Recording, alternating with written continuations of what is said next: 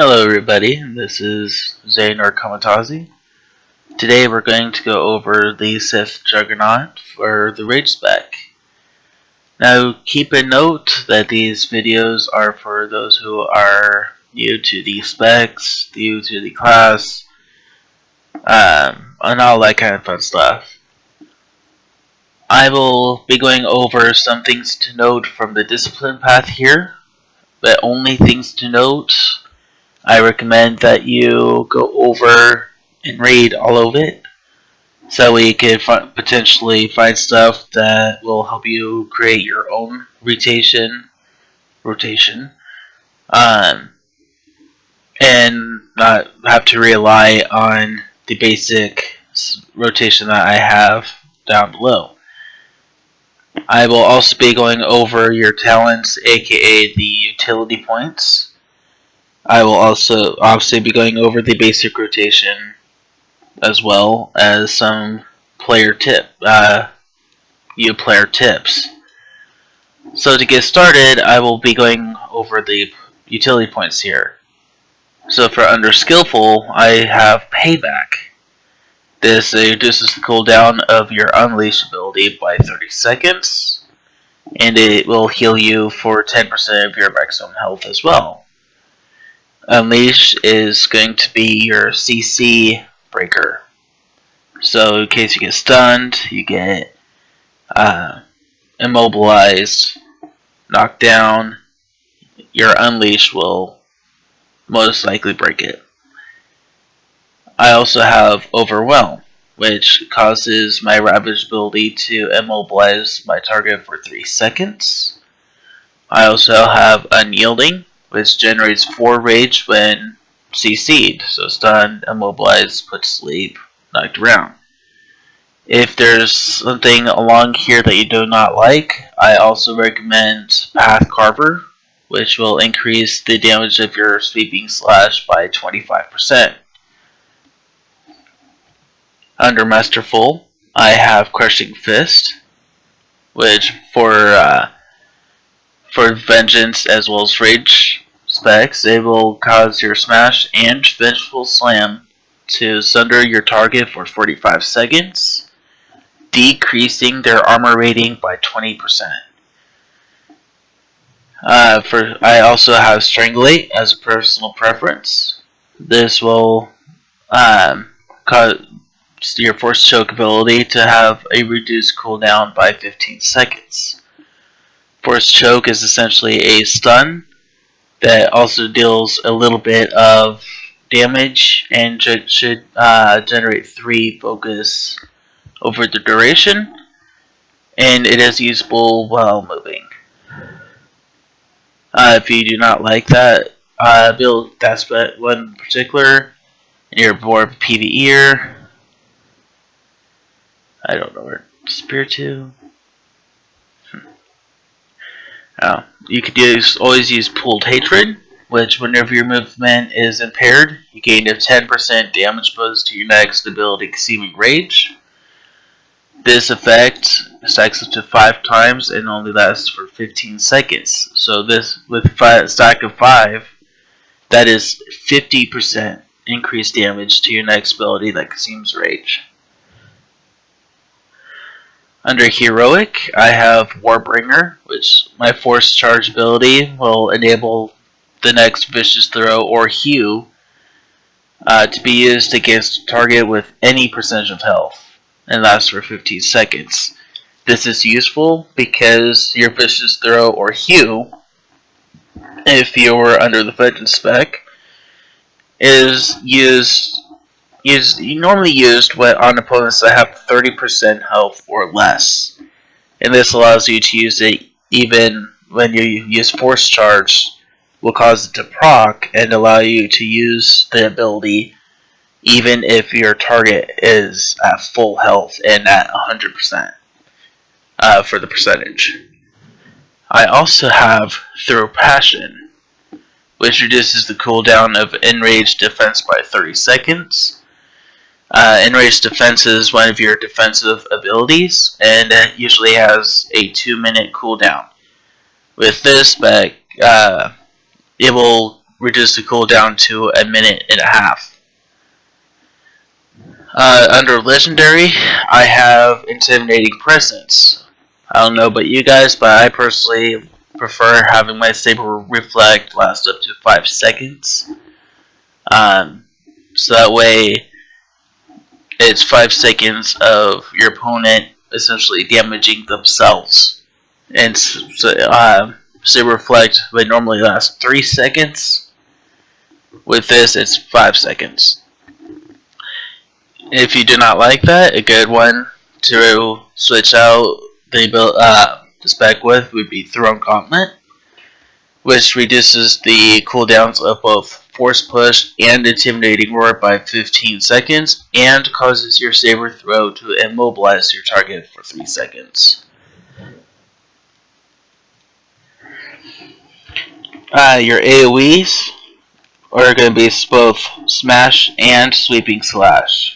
2 abilities for AoEs, and everything else is either defensive abilities, special abilities to increase, automatically give you rage, or just secondary abilities in general, or they're single targets. Single target abilities.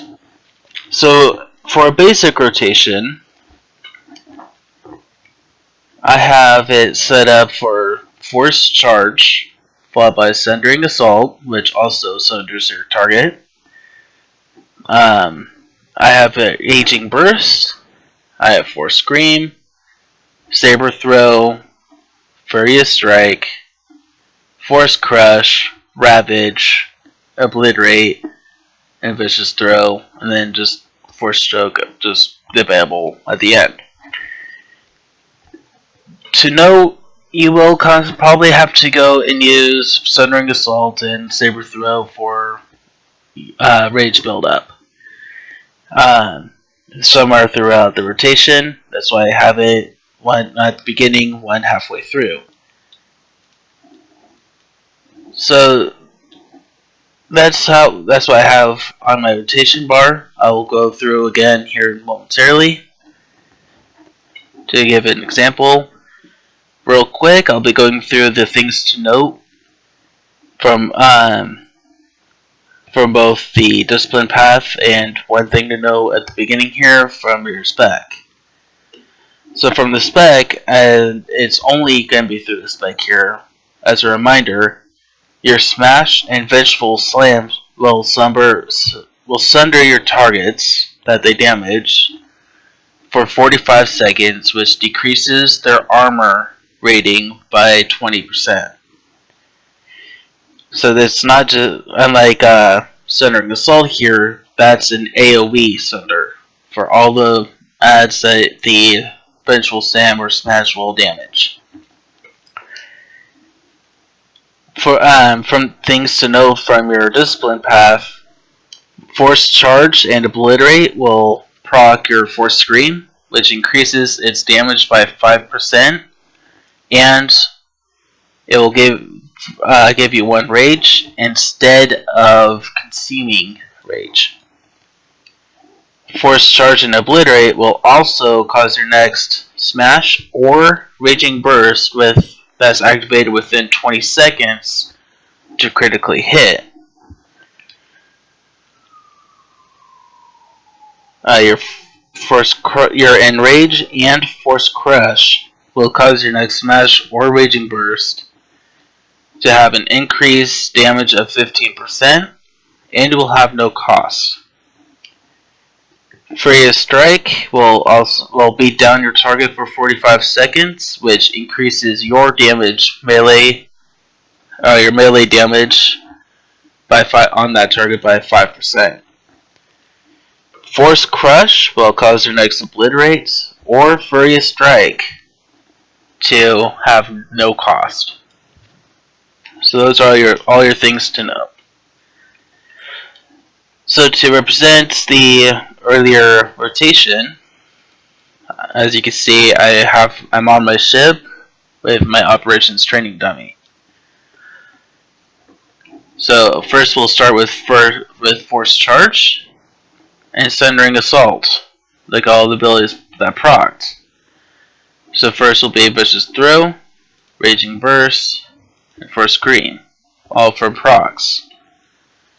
I'll fall through by a Saber Throw to increase my rage, followed by Furious Strike, Force Crush, Ravage, and I missed the chance for Obliterate, so I'll increase rage real quick, and I'll use Obliterate to go back to the beginning of the rotation.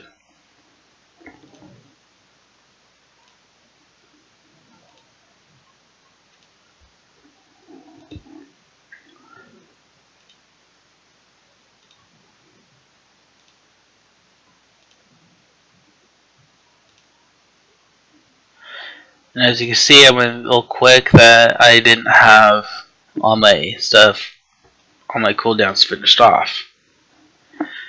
So to fix that, I would actually have to get my timing down.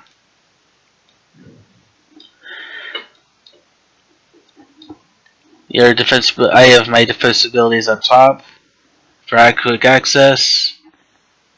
I have my AoEs down here, along with a couple of my secondary stuff like Enrage, which will immediately generate your 6th rage. My Force Push, my taunts. But that's just all for quick example of the basic rotation.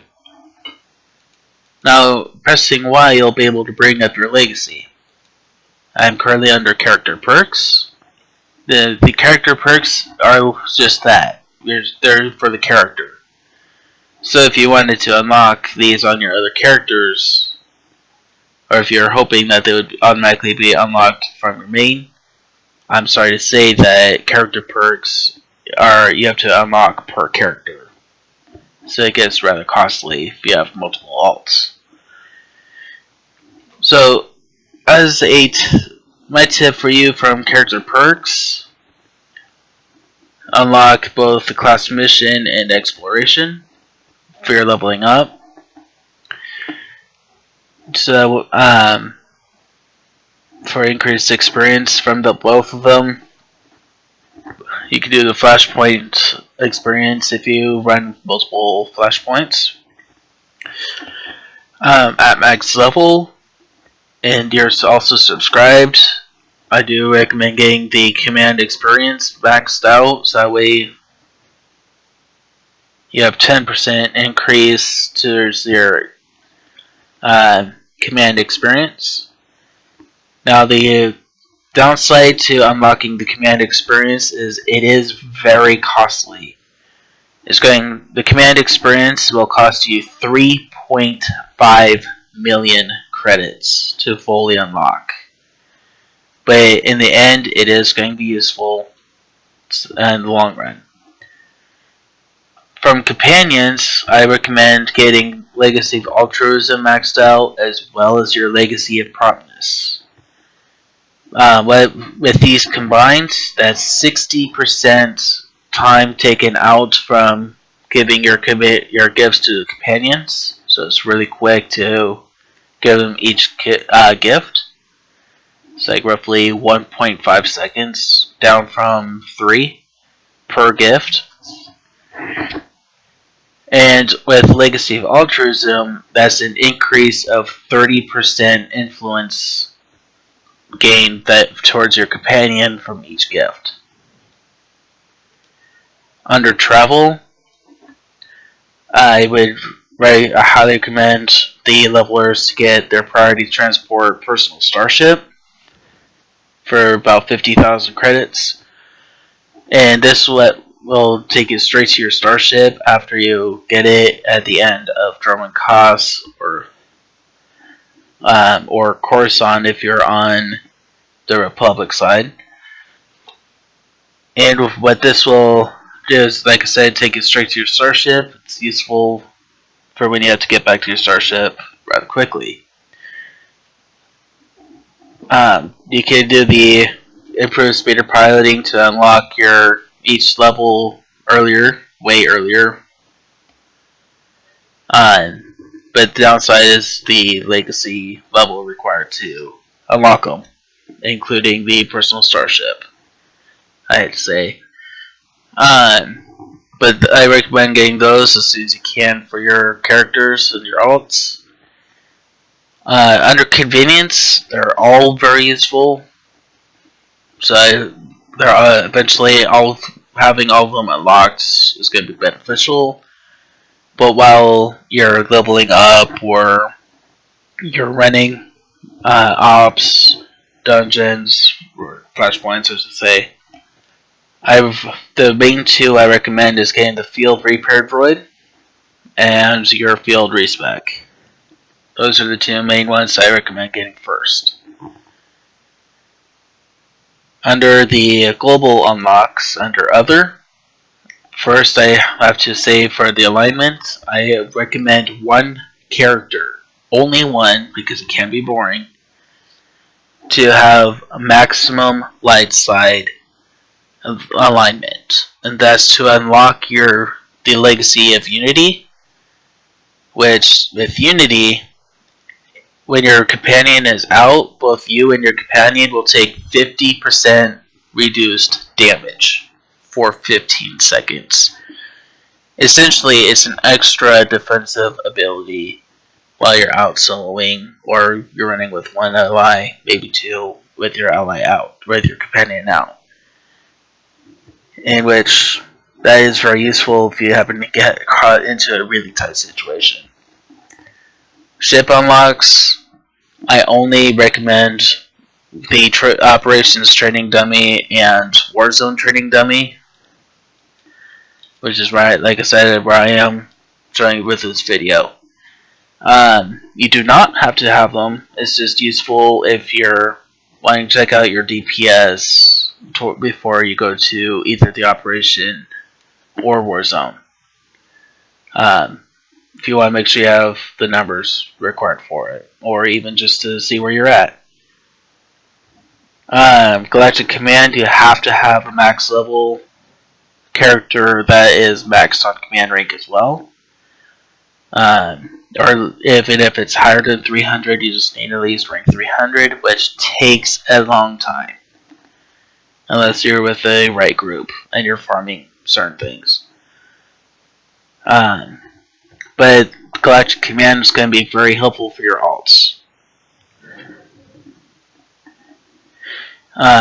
First character that's at 300, that's 25% command experience increase by 25%. And it only stacks up to 4 times because it takes both the Knight class and Warrior class as equivalents from Republic and Imperial side as one. So essentially you can have a Warrior, a Consular, a Smuggler, and the Bounty Hunter for your 4, and then the ones that did not stay will have a maximum of 100, so double the command experience. So yes, it takes a very long time, but all in all, it's all very helpful. And then the last 3, or well, last 5, I should say, but to recommend getting is your Legacy Fleet Pass maxed out, your Legacy Travel maxed out, and your Improved Priority Transport Personal Starship maxed out, because that will cause all 3 of them, your Quick Travel, your Emergency Fleet Pass, and your Personal Starship Transport, all 3 of them will have no cooldown. It's just the time to activate any of them. That's your cooldown right there. You can especially with all of them maxed out, you can transport all day just for no reason. And then the last two I recommend, improved mounting. It's very addicting because it allows you to mount while you're running. Saves a couple seconds to mount up and everything before moving again and everything else. You're just moving constantly. And then the last one's going to be tactical markers. In case you happen to be the group leader for operations, your flashpoints. This will allow you to mark out where your roles are going to be at. Anyway, I wish you guys luck, and welcome to playing Warrior.